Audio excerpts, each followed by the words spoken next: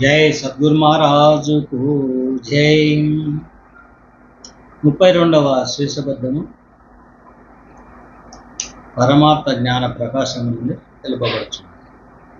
పొట్టలోన నెవురు పురుగులు కల్పించే, నెత్తి మీద పేను ఎవరు పంపే, పేడలోన పురుగు పుట్టెనే దానిచే, చెమట నందెట్లు దోచె చీరపోతు, వరణ మంచము పైన నవారు మంచము పైన నల్లి ఎవడు చేసే, కల్మశంబున ఎవరు క్రిముల వేసే,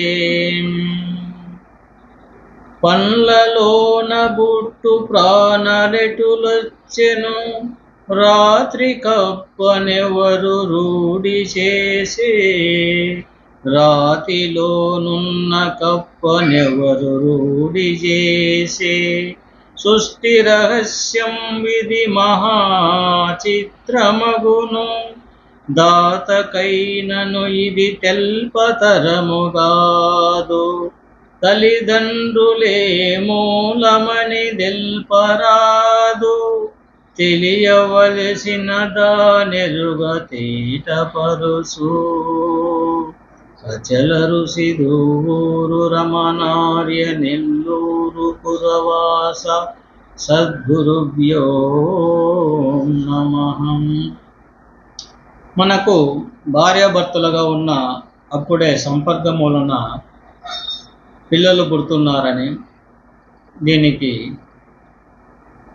ఉపమానముగా మనకు పొట్టలో ఎవరు ఈ పురుగులను ఎలా జన్మిస్తూ ఉన్నాయి, నెత్తి మీద పేన్లు ఎలా పడుతున్నాయి, చెమటలో చీరపోతులు ఎలా వస్తున్నాయి, మంచం పైన నల్లులు ఎలా పుడుతున్నాయి,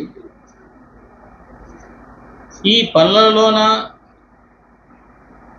పళ్ళల్లో కూడా మనకు పురుగులు కనిపిస్తూ ఉన్నాయి, రాతిలో కూడా మనకు కప్పలు కనిపిస్తూ ఉన్నాయి. ఈ సృష్టి రహస్యం ఇది మహాచిత్రముగా ఉంది కాబట్టి దాతకైనా ఇది తెలపడం తరము కాదు అంటున్నాడు. తల్లిదండ్రుల వలె మూలమని తెలుపరాదు, తల్లిదండ్రుల వల్లనే ఇది మూలమని తెలుపరాదు, తెలియవలసిన దాన్ని ఎరుగ తేటపడు. ఎవరైతే ఆ గురుదేవుడు వాక్యం మీద, ఆ గురుదేవుని ఉపదేశం పైన, ఆ గురుదేవుని మార్గము పైన ద్వాదశి షోడశి అనే పదాలను దానిలకు ఆ గురు సూచన ఎరిగి, ఆ గురు ఉపదేశము పొంది, ఉన్నది పరిపూర్ణమని లేనిది ఎరుకని పెద్దలు తెలుపుతున్నారు. కాబట్టి మనము ఉన్నదాన్ని తెలుసుకోవాలి, లేనిదాన్ని తెలుసుకోవాలి. అప్పుడే మనము నిజమైన అచల సాంప్రదాయకులము కావడము జరుగుతుంది. లేకపోతే ఒకదానిలో మాట ఒకటి తెలియకపోతే తాను ఈ చక్రంలోనే తిరగవలసి ఉంటుంది. జై సద్గురు మహారాజుకు జై.